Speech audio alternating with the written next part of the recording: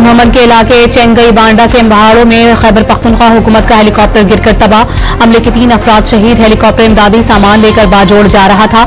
Helicopter का मलबा आबादी से कई मील दूर मिला। दुश्वार गुजार रास्ते की वजह से इमदादी कामों में मुश्किलात का सामना।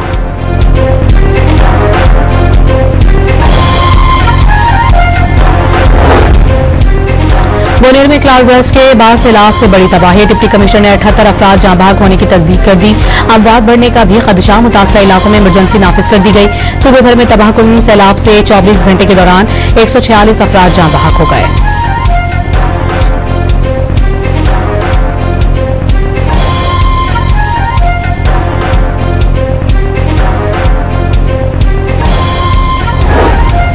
बाजुड़ के इलाके साला रजाई में सूरत हाल संगीन। लैंडस्लाइडिंग से कई मकानात मुनहदम।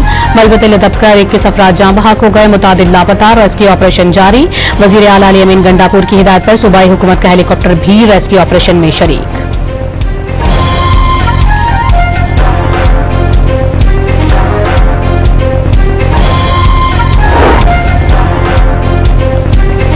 बड़ेग्राम में मूसलाधार बारिश के बाद सैलाबी रैली ने तबाही मचा दी। 10 अफराद जाँ बहक और 18 लापता।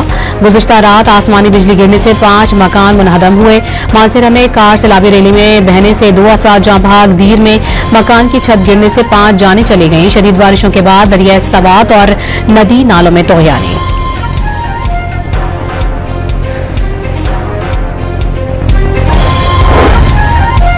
मुजफ्फराबाद आजाद कश्मीर में बादल फटने से नदी नालों में तोहयानी। रेले में एक ही खानदान के 6 अफराद बह गए।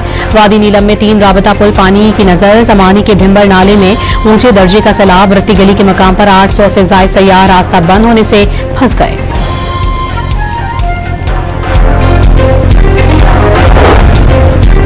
और गिलगित बल्तिस्तान में सैलाब ने निजाम जिंदगी दरहम बरहम कर दिया। तेज बारिश, सैलाब और लैंडस्लाइडिंग के बाइस 10 अफराद जाँ बहक। स्कर्दू में भी मूसलाधार बारिशों से राबता सड़कें बंद। सदपारा डैम का वाटर चैनल सैलाब में बह गया।